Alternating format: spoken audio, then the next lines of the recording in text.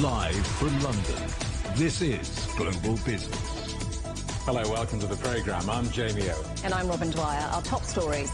China and Russia commit to stronger ties as President Xi Jinping meets Russia's Foreign Minister Sergei Lavrov in Beijing.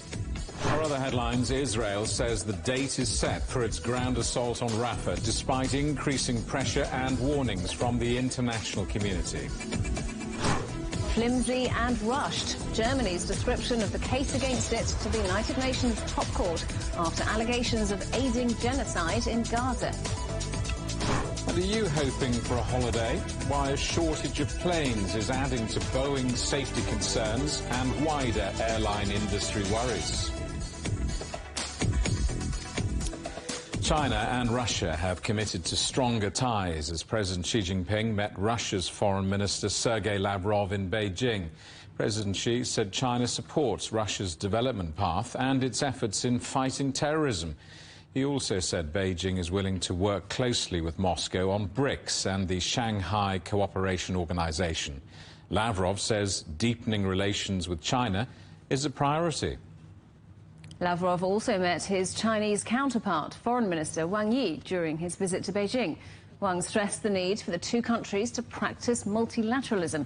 Sergei Lavrov says Moscow is willing to deepen cooperation with Beijing in areas including economy and trade.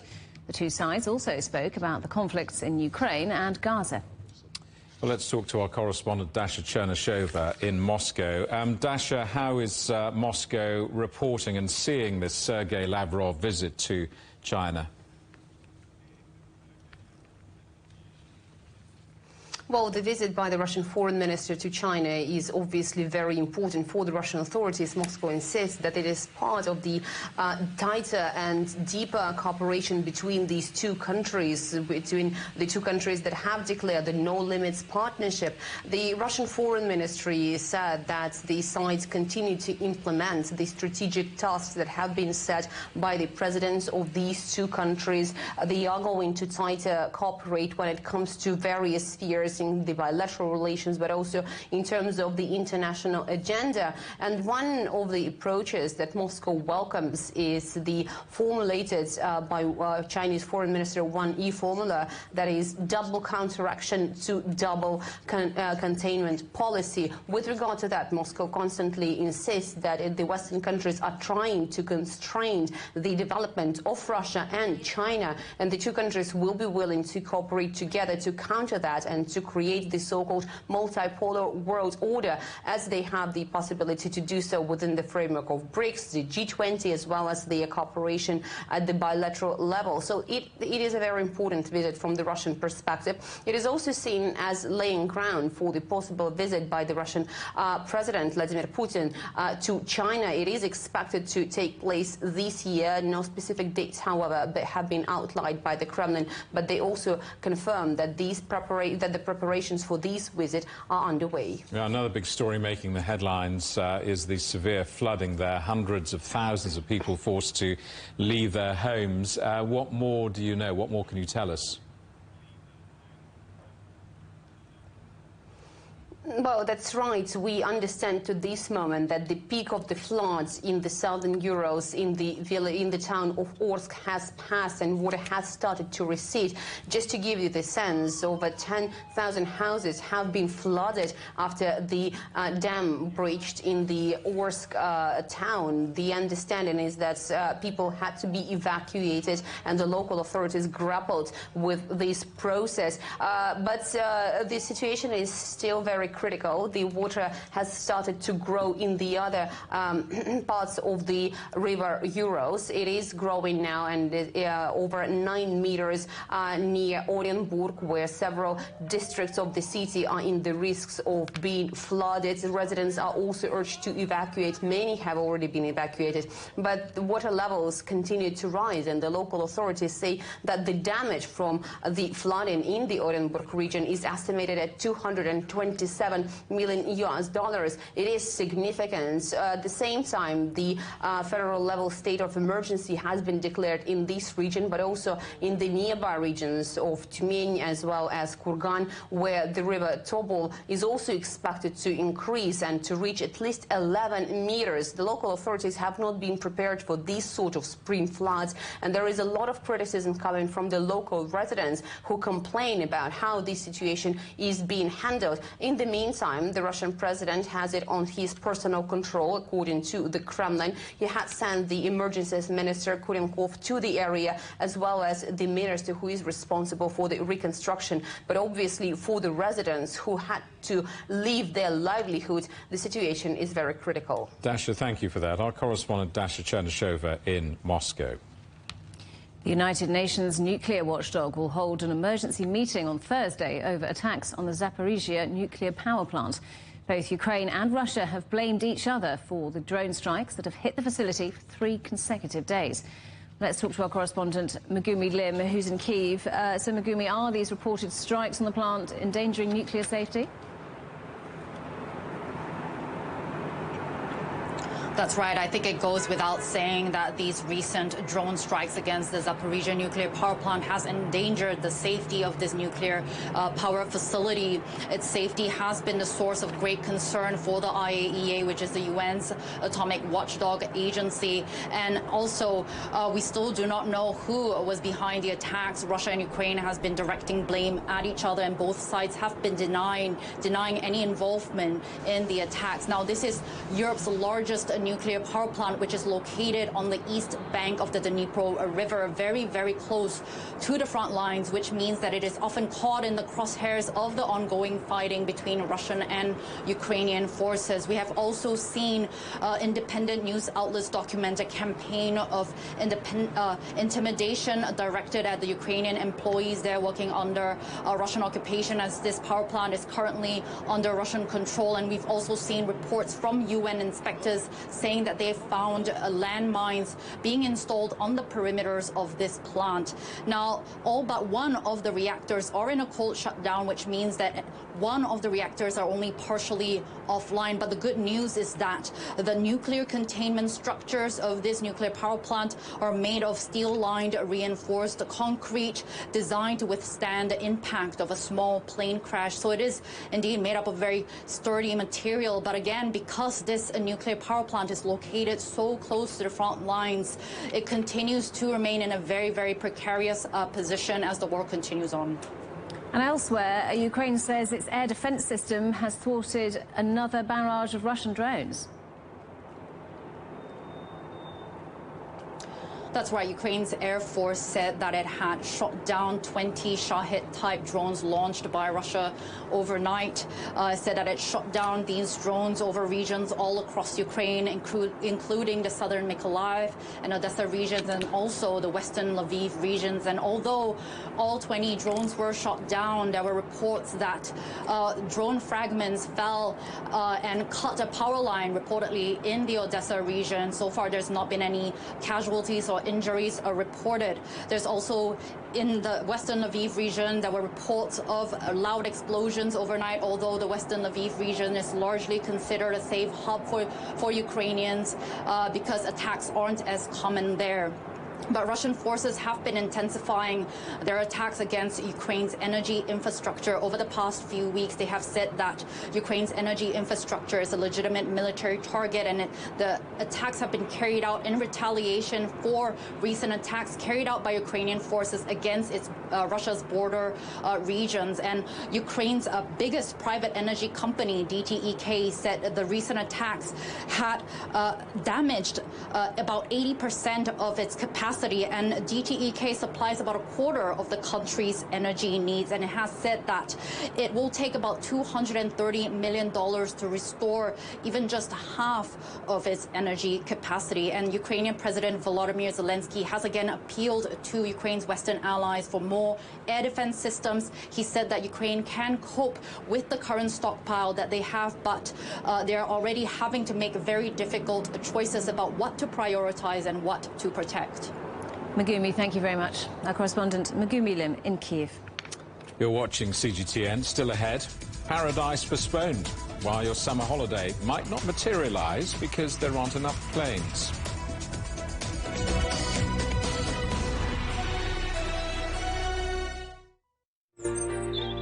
Ever wondered what's the difference between a bear and a bull market? Where are the cash cows? And who are the lame ducks? And what exactly are black swans? Grey rhinos? And unicorn companies? Make sense of it all with Global Business, only on CGTN. I think it should be more global cooperation. I would like to hear more the voice of the developing countries. Globalization has lifted more than 1 billion people out of poverty. The green transition has to happen. It's a necessity. Well, China and the United States are important powers in the world. What unites us is much more than what divides us. And I believe China is committed to this agenda. Join me, Juliet Mann, to set the agenda at these times every weekend on CGTN.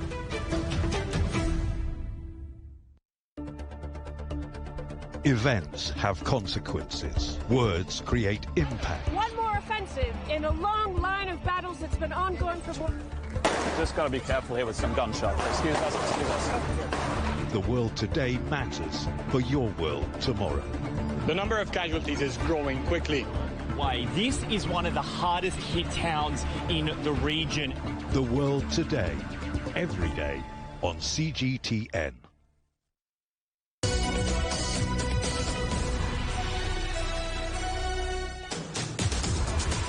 Welcome back to Global Business Europe.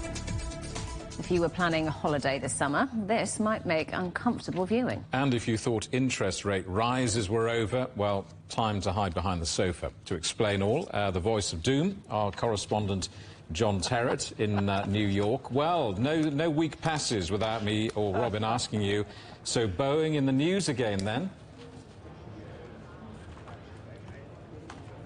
Well, yes, I didn't hear what you said. You're going to have to say that again. I'm sorry. I'm sorry to break the spell there. Say it again.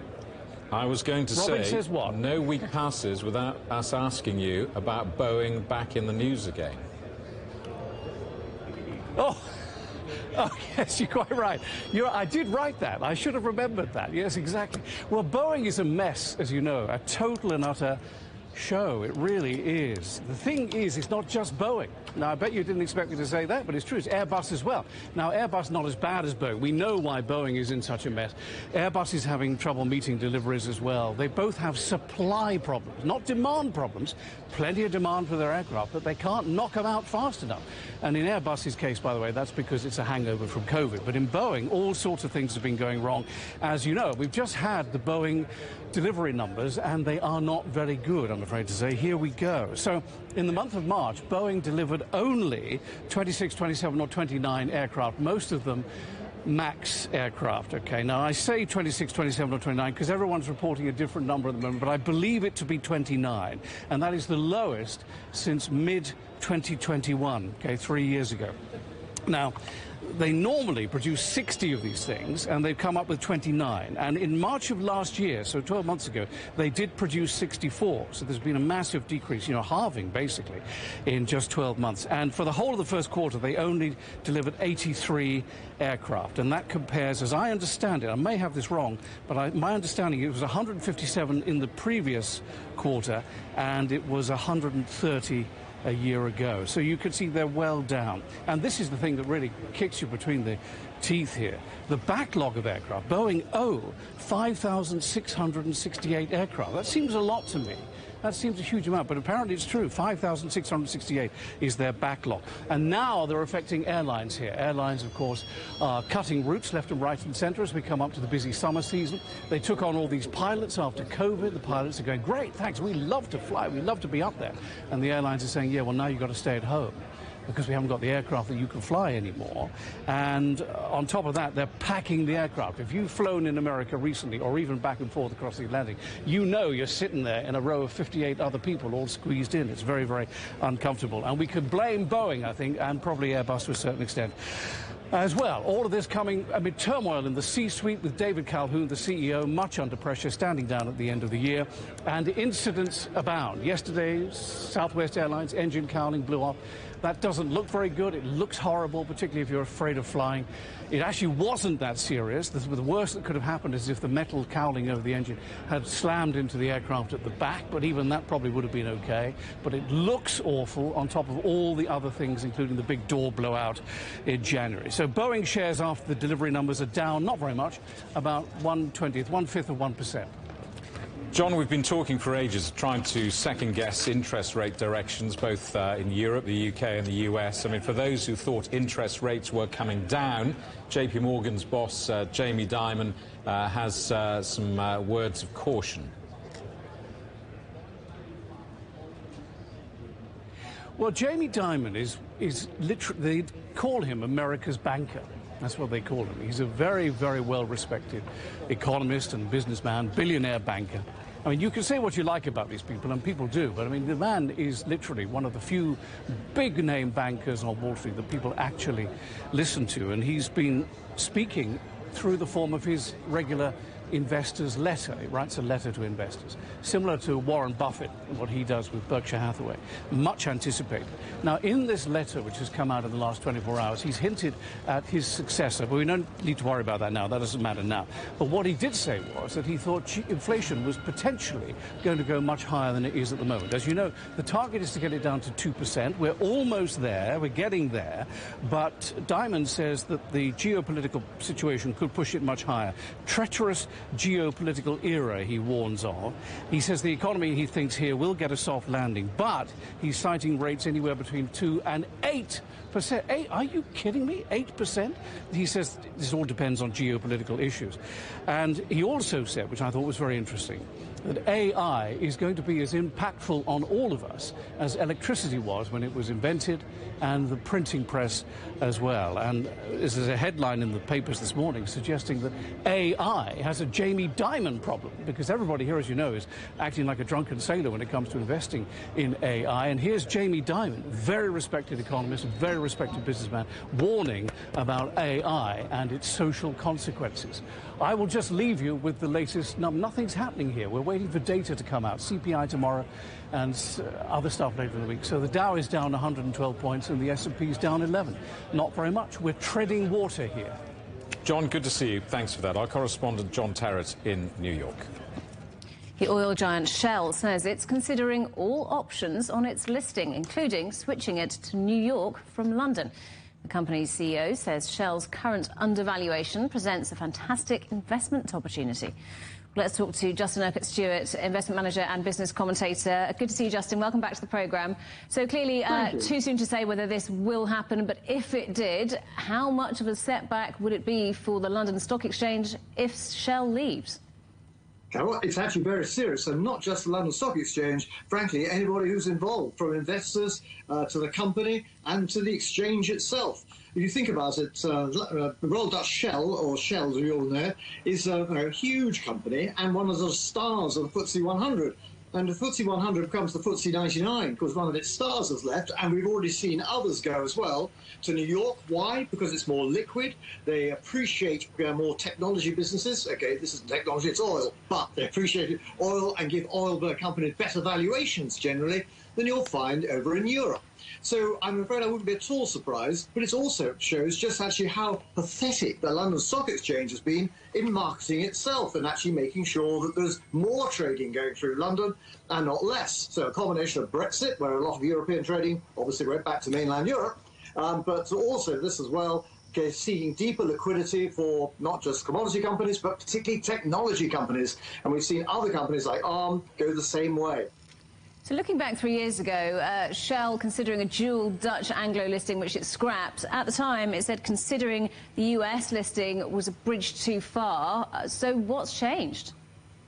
Well, actually what's changed is, A, we've had obviously Brexit, but also in terms of the valuations. You look where the London market has moved over the past year, and the answer is, well, nowhere very exciting, really, but compared to America, not just the NASDAQ, which is more dynamic, the S&P 500, which is broader, but they've moved more dramatically. You get more trading, more push for price, and therefore you see price hikes going on, and so that's good news for the company and their shareholders. So this is always going to be bad news for shareholders in Britain, because if you're going to be losing a large company like Shell, which pays a very good dividend, a yield, remember those yields compounded over time is how you actually make long-term wealth grow. And if you lose someone like Shell off that, well, that's going to have a big impact on it. And add a few others to that, and the future growth companies, which will be those technology businesses, then rather being in New York than London, London needs to wake up and actually realise that if it wants to go out and actually attract these businesses, it's got to make sure it's getting more investors in, more money coming in, and it goes out and markets a market. A stock market is a market, just like any other. If it decides to sit in the corner with a sack on its head, fun enough, everyone ignores it. So I want to take you back a few more years now to 2016, when there was a leak of some secret financial documents, what became known as the Panama Papers, and it was one of the world's biggest money laundering scandals, revealing where some of the world's wealthiest people stashed their money. Now the trial is finally underway, and there's going to be a lot of very worried wealthy people around, aren't there? There are indeed, because, I mean, the money wasn't just sitting in those accounts because it's a nice place to go on holiday. No, it's going there because it's actually avoiding, or rather evading, tax and reporting to various authorities. So whether it's actually just taxation issues or whether it's actually money laundering, which is a very good chance they'll be linked to that in some way, there'll be a lot of very nervous people indeed, desperately trying to change their names before anyone notices. Justin, great to talk to you as always. Thank you for joining us. Justin Urquhart-Stewart, the investment manager and business commentator. China's Commerce Minister Wang Wentao has held trade talks with the French Finance Minister Bruno Le Maire in Paris. The meeting took place as the European Union announced an investigation into Chinese wind turbine suppliers over subsidies. The EU is already investigating whether to impose tariffs on Chinese electric vehicle imports, something Beijing has called protectionist behaviour. Well, our correspondent Ross Cullen is in Paris. Ross, Wang Wentao and Bruno Le Maire at these talks. What do we know has come out of these meetings? We know that Mr. Wang and Mr. Le Maire did agree to hold parallel economic meetings if there were to be any kind of presidential visit later in the year. We know that Emmanuel Macron, the French president, has invited his Chinese counterpart Xi Jinping to come to France at some point if he were to accept the invitation. Well, Bruno Le Maire and Wang Wentao have said there could be parallel economic meetings during that visit, further meetings based on what has happened over the last couple of days when they've been holding face-to-face talks, particularly about France and the European Union's concerns of possible Chinese cheap electric vehicles flooding the European markets. China calling for prudence on both sides, saying it firmly opposes protectionist behaviour. But there's no doubt that there is increased scrutiny now on China with the news of this latest investigation from the European Union. China's wind turbines in several European countries, including, of course, France, coming under EU scrutiny. Yeah, that's it. Spain, Romania, Bulgaria, some of the other countries also where this investigation is targeting Chinese suppliers if they have been aided by subsidies. That is what is also behind the investigation announced in the autumn by Brussels into whether electric vehicles coming from China have been aided by subsidies. Also looking into, since December, whether biodiesel imports coming into the European Union from China are entering the EU at artificially low prices. So China has urged both sides to act with prudence and caution, but it is another sign that the European Union wants to turn up the heat on China to try to scrutinise its actions in the market here in Europe as Brussels tries to protect its homegrown producers. Ross, thank you for that. Our correspondent Ross Cullen in Paris. China's retail sales of new energy vehicles rebounded in March, reaching more than 700,000 units, a more than 80% jump from the previous month. China Passenger Car Association says the country's overall car exports also increased to nearly 40% to a record monthly high of over 400,000 units in March. China's recently denied allegations of overcapacity in its auto sector. Imperial Brands, the owner of tobacco brands such as Davidoff and Gauloises, says it's expecting higher profits for the first half of the year on the back of strong tobacco pricing and increased sales of vapes. The company says adjusted operating profits in Europe and the Americas more than offset a weaker performance in Africa, Asia and other parts of the world. You're watching CGTN. Still ahead. Israel's Prime Minister Benjamin Netanyahu says a ground invasion of Rafah in Gaza will happen and a date is set.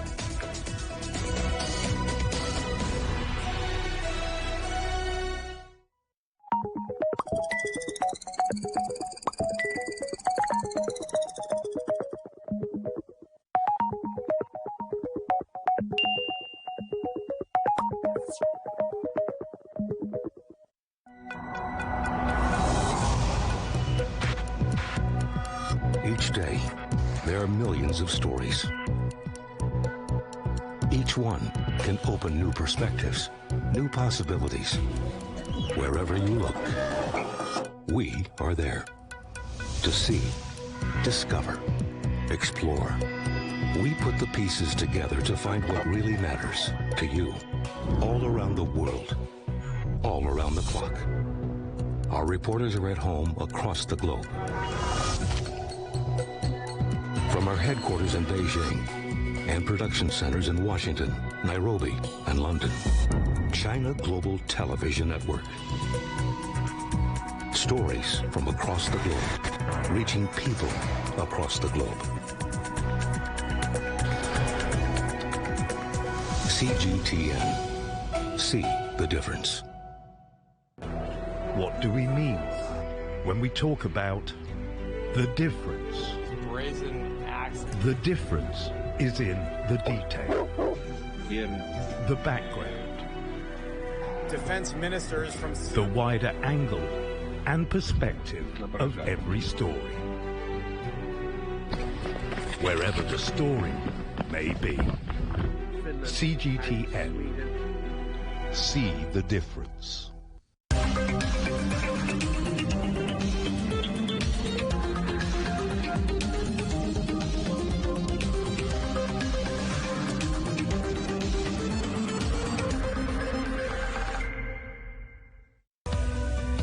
We are all connected. Across borders, across continents, connected by ideas, a shared humanity. Stay connected.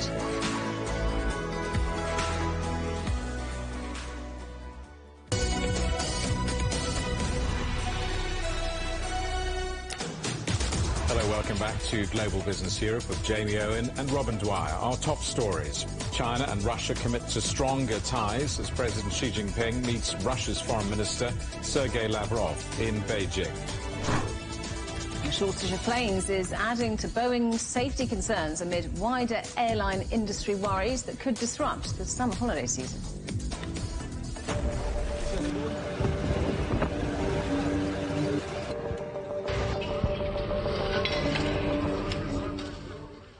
The Israeli Prime Minister Benjamin Netanyahu says a ground invasion of Rafah in Gaza will happen and that a date is set. This comes after Hamas warned that little progress had been made towards a ceasefire during talks in Cairo. There's been widespread international pressure on Israel not to move into Rafah, where around 1.5 million Palestinians are sheltering. Netanyahu didn't specify the date of the offensive. Today I received a detailed report on the talks in Cairo. We're constantly working to achieve our goals, first and foremost the release of all our hostages and achieving a complete victory over Hamas. This victory requires entry into Rafah and the elimination of the terrorist battalions there. It will happen. There is a date. Let's talk to our correspondent Alex Cadier in Tel Aviv. So, Alex, this is really a clear statement of intent by Netanyahu. At the same time, there's yet more international pressure on Israel not to do this.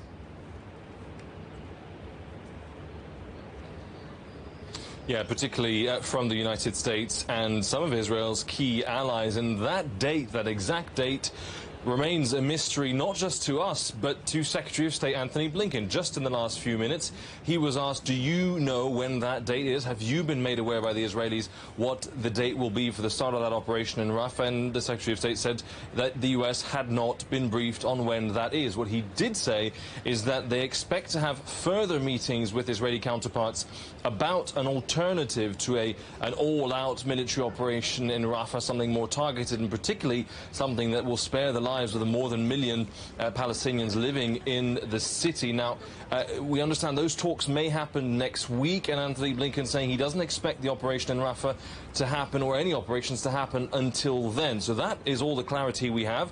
We also know from military officials we've been speaking to, Israeli military officials, they estimate it will take a couple of months to evacuate the civilians. The Israeli military has also put out a tender to purchase 40,000 tents, because obviously these Palestinian civilians will be moving back up into the Gaza Strip, which is all but destroyed. So at the moment, we don't have a clear timeline on that operation in Rafah, but the messages from the Israeli government, despite international pressure, is that it will definitely go ahead.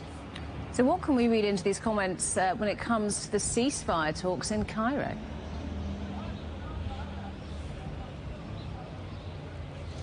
Well, we understand the ceasefire talks are progressing, and again we heard from Anthony Blinken and Lord David Cameron, the British Foreign Secretary, who was speaking with Anthony Blinken, saying that the ball is now in Hamas's court and the world is watching to see what they will do. Very big offers have been made, according to Lord Cameron, very big offers by Israel, and the details of this new proposal are starting to trickle out of the negotiations. 40 Israeli hostages. They were supposed to be the most vulnerable, women, injured and elderly. Now, Hamas has said they don't have 40 vulnerable hostages still alive, so that number will hit 40, but it will be also men of fighting age or perhaps soldiers to be released, against 900 Palestinian prisoners. That is up from 700 in the last proposal. We also know that there's been a concession by the Israelis on the number of civilians they will allow back to northern Gaza during a 6-week ceasefire. The previous proposal, 60,000. Now they're saying 150,000 could be allowed. They are not conceding on the full withdrawal of Israeli troops demanded by Hamas. Despite all these concessions, the message from Hamas is this does not meet their demands, but they are still studying the proposal. We understand the next 24 hours will be very crucial in seeing if we can get a deal. Alex, thank you very much. Our correspondent Alex Cadier in Tel Aviv. Well, that's the view from Israel. Our correspondent Akram Al-Satari reports now from Rafah. Given the comments that were made by the Israeli occupation Prime Minister Netanyahu, and given the scale of the destruction people of Gaza have been seeing in different parts of the Gaza Strip that were targeted by the Israeli occupation as part of the ground operation that is still ongoing in different parts of the Gaza Strip, people of Rafah, I would say, are extremely anxious and worried. They foresee a greater destruction in this particular area of Rafah. The ones who are already citizens of Rafah are now considering some places that they can go to, including some abandoned areas in Khan Yunis, some areas that serve as an agriculture buffer zone between Khan Yunis and Rafah. Overall fear and overall panic because of those statements, and they understand that Israel has done massive destruction to the infrastructure, people and places in different parts of Gaza, in different parts of the Gaza Strip, and they are also aware that if the Israeli Prime Minister is saying they are going to do that, he is going to do that, and the Israeli army is going to target their area. Some of the people who are internally displaced, who moved to Rafah from the Gaza Central area and from Khan Yunis, are already moving back and returning to Khan Yunis and Gaza Central area. I was one of the people who returned to Khan Yunis, by the way, and I was planning to check my apartment, my home, and my family's home. Wherever you go, wherever you turn your face, you see widespread destruction, you see overturned vehicles, you see ruins and rubble all over the place. Khan Yunis is not the same Khan Yunis that used to be before that grand operation started and before the Israeli occupation army advanced into the area. Whole blocks are wiped out. Like no infrastructure whatsoever. The streets were removed by the bulldozers, the farms were leveled, the trees were removed, and also when you walk down the streets of Khan Yunis, all you can smell is the smell of the death that is coming out from under the rubble of the buildings that were targeted. The Palestinian Civil Defense and Palestinian Ministry of Health are actively engaging now and working for the sake of retrieving the bodies of the people. Up to this particular moment, they retrieved around 84 bodies from specific areas. They're now working in Khan Yunis refugee camp, which means they're going to retrieve more bodies. It looks like hundreds or maybe thousands of bodies are still under the rubble of the houses. People who were hoping they would come back to their homes and they would find them standing. There were some homes that were standing, but they were totally damaged because of the artillery fire, the bombardment, and the projectiles that were targeting that area. So Khan Yunis, overall Khan Yunis is destroyed, destruction is everywhere, and I don't think people who are returning to those homes are able to lead a normal life after that happened to Khan Yunis. However, some of them are willing to erect their tents near the ruins of their homes because they understand they should stay in this area to avoid, again, the looming ground operation in Rafah. The United Nations top court has been hearing a second day of arguments in a case about Germany's support for Israel's military operation in Gaza. Nicaragua is asking the court to impose measures stopping Berlin from supplying weapons, arguing it's facilitating genocide, something that Germany denies. Our correspondent Trent Murray is in The Hague. So, Trent, Germany has been presenting its defence today. What have the lawyers been saying? Yeah, that's right, Robin. Those judges in that building behind me now are going back to deliberate after hearing Germany's quite rigorous and robust defence at times to those accusations made by Nicaragua. The German legal team saying to the judges that the picture presented by Nicaragua is at best inaccurate and at worst a deliberate misrepresentation of the situation. Now, we know much of this case has been centred around arms exports to Israel from Germany. The legal team from the German side spent quite a bit of time detailing their export controls process for weapons. They say they make a decision on a case-by-case basis, and a determination is made whether those types of weapons could be used in crimes against humanity. And they say in this case the decisions that they've made are ones that have been done after that rigorous testing, and they've decided that Israelis can indeed take possession of those weapons by ticking the boxes from the German side. Now, we know that one of the main issues they wanted to drill down into was the types of weaponry that they are providing Israel. They say that they differentiate between general weapons and weapons of war, and they say much of what they've handed over is of a defensive nature. For example, the types of missiles which are used in the Iron Dome air defence system, which of course the IDF uses to try and intercept incoming rocket fire. They also tried to drill down somewhat into some of the real kind of legal framework, the sort of detailed legal arguments made by Nicaragua. They said Nicaragua just hasn't met the tests that it was trying to in determining genocide and crimes against humanity. And even at one point they described Nicaragua's evidence as flimsy. This, of course, comes just one day after Nicaragua had its opportunity to make its case. It too mounted some pretty strong accusations towards Germany, even at one point calling the government policy, quote, pathetic. That word was used to describe the situation where, on one hand, Germany is flying in humanitarian aid into Gaza, while on the other handing over weapons to Israel. So what is the extent of Germany's military support for Israel?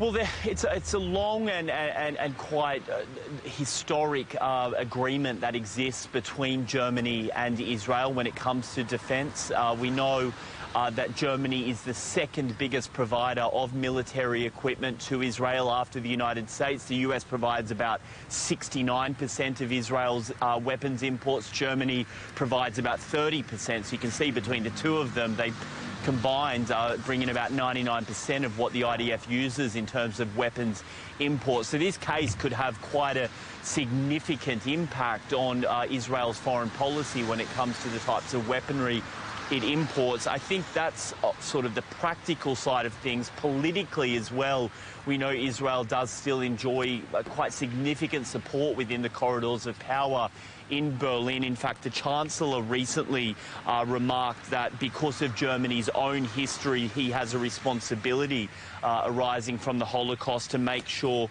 that it is a perpetual task for Germany to stand up for the security of the State of Israel. But we know that this conflict in Gaza is really putting that long-standing policy under the microscope somewhat. A lot more scrutiny being placed on that relationship, and we know that this case is one that certainly many diplomats in Berlin are watching very closely, because they feel that the entire situation, if you will, could be damaging Germany's international reputation, particularly with some of its friends and allies in the Middle East. So the result of this case, which we could expect to come at really in the next couple of months, is one that is being watched quite closely in Berlin to see which way the judges decide to rule and what further ramifications that could have, not just from a legal perspective, but also from a diplomatic one.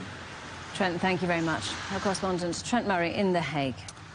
The United Nations Security Council has asked its committee to review the Palestinian Authority's application to become a full UN member. The 15-member committee is expected to make a decision this month before putting the issue to a formal vote. The Palestinian Authority currently holds non-member observer status and applied for full membership in 2011, but failed to gain enough support. France's foreign minister has suggested that sanctions should be imposed on Israel to pressure it to allow more aid into Gaza. Hundreds of trucks are stuck on the border waiting for access.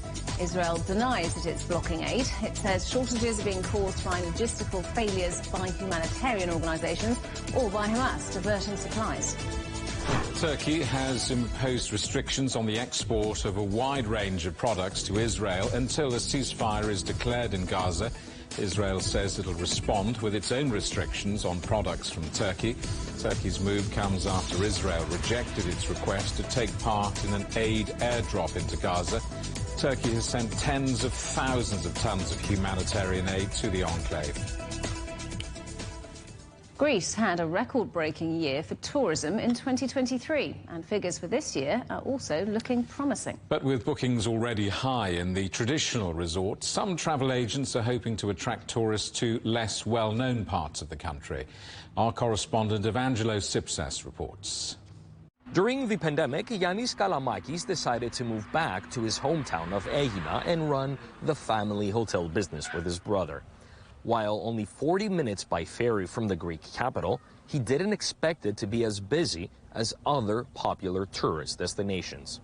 We saw many people last year, and the season extended until October. In other years, the season ended by early September, but in 2023, September and October were fully booked, with even some arriving in November, making last year's season longer. And it's something that he's already experiencing this year. We might not have many bookings for spring, but for the summer, September and October, we are over 60%. Greece just had its best ever tourism season. Numbers have surpassed pre-pandemic levels, with an increase in foreign tourism revenues of more than 10% compared to 2019, the last record year. While several Greek islands and the capital Athens were at full capacity until late October, some visitors also look to diversify their holidays, creating a new trend. We're still thinking just about Greece as the Acropolis, the sun and the beach. But we also see a shift in that, people getting to know new places and not just the very popular places that we've all had in mind for the last 30 years. We see a lot of people trying to shift to something different, something more remote. The trend among tourists to seek a more authentic and remote destination is growing. That's one of the reasons why there has been an increase in tourism here in Greece last year to 32 million from 27 million in 2022. But although this looks good on paper, according to the Hoteliers Association, it could be problematic. We would like to change the quantity into quality. So having maybe the same number of people coming, but having them spending more than having records in quantity, which obviously can create problems in different parts of the city, in different parts of the country, and not giving the same experience to the people visiting. For that to happen, the Hoteliers Association wants better infrastructure and more convenient access to sites and museums. 2023 was the best year yet for Greek tourism, with travel receipts over $20 billion. While it's only the beginning of the tourism season, bookings are already over 60% for the summer in most popular destinations, pointing to another record-breaking season and making Greece a 5-star holiday destination. Evangelos Sipsas for CGTN, Athens. And pyramids, camels and the Sphinx are all back on the tourist trail. Egypt is recovering after a downturn in holidays there following the outbreak of hostilities in the Middle East. The country's tourism minister has been talking to our correspondent Peter Oliver. On October 12th, we sent 300 letters to the chief executives and the senior management of the companies which populate the supply chain of the Egyptian tourism products around the world. And we told them a very simple message. We understand that risks have just gone up for you on October 7th. We are here to de-risk the product for you. And we're going to work with you in partnership to ensure that we continue to get the airlift necessary for you to sell the product. And at the same time, we're going to add to our co-marketing budget so you can be able to continue to explain to your customers how Egypt continues to be safe. Now, you're promising safety, but can I ask you to elaborate a little bit more there? How are you going to ensure that people have safety when they come to Egypt? So, two things. What most people don't realize that Egypt is nearly double the size of France, Peter. And that the Gaza borders is between 300 kilometers to 1,000 kilometers from the nearest tourism city that most British tourists and other European tourists will visit. And because I like numbers, Bloomberg just ran a story a few days ago, and the title was, "Is it safe to visit Egypt?" And actually the response in the title was, "Vacationers say yes." And the quote was in the article from a Spanish data analytics company that measures on monthly basis the responses of vacationers on social media about their feelings of safety. And Egypt recorded a score of 86 out of 100. And that's the highest score, as a matter of fact, in the Mediterranean during the month of January for vacationers in Egypt, in other Mediterranean countries around the world. So people have continued to feel safe, as they should. They have always felt safe in Egypt. It's one of the safest countries in the world, actually. And the feeling of safety inside Egypt is like no other. We have also produced testimonials in the tourism promotion agency in Egypt of tourists enjoying Egypt during November, December, January, and we have distributed the content for free for all the agencies and the tour operators and airlines, actually, to use it with their clients and show them real tourists how they've been having fun, feeling safe in my country. And as a result, as a matter of fact, the January figures, February figures in Egypt are up 8% compared to the first 2 months of 2023, and 2023 was a record year for Egypt. And this is why we continue to feel comfortable that 2024 is going to be another record year for the industry. You're watching CGTN. Still ahead. The Olympic Games in Paris are now just a few months away, and already the merchandise sales are racing ahead.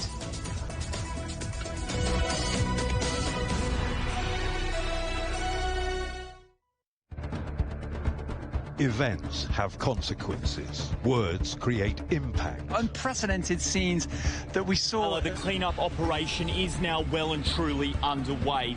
Parts of southern Europe remain in a state of emergency. Context gives meaning. People make history. Far more than 1,000 people have come here today. But authorities are still on high alert. So now we've actually become the border on this road. A complex world demands a comprehensive view. But with the cleanup efforts more or less under control, The economic impact is bound to ripple across the country. There's plastic pollution everywhere. Because the world today matters for your world tomorrow. This is the living area of the crew. The focus is firmly on future technologies. Well, this is something completely different. The world today, every day on CGTN.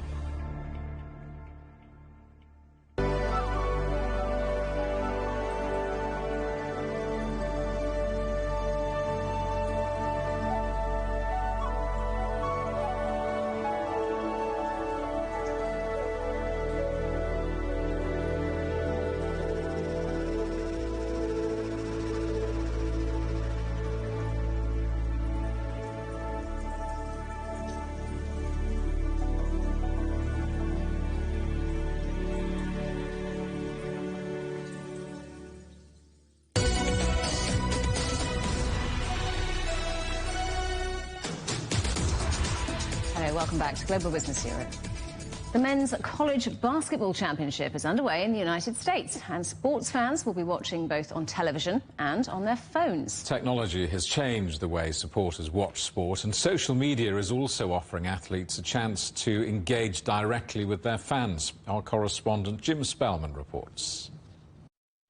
A few days ago, some of us were over at Pat's house watching our basketball team play an out-of-town game on TV. This is what it meant to be a sports fan back in the day, but now technology is dramatically altering how fans engage with sports. Neil Horowitz hosts the Digital and Social Media Sports podcast. He says today, social media is a key driver of fan engagement. You used to have to maybe you call your dad on the phone and say, are you watching this, or your buddy? And now, I mean, the sports bar is everywhere. Everyone feels like they have something to say and wants to sort of go viral to some degree, but also be that person that starts a conversation. He goes Hollywood. Podcasts and social media allow players to reach fans directly.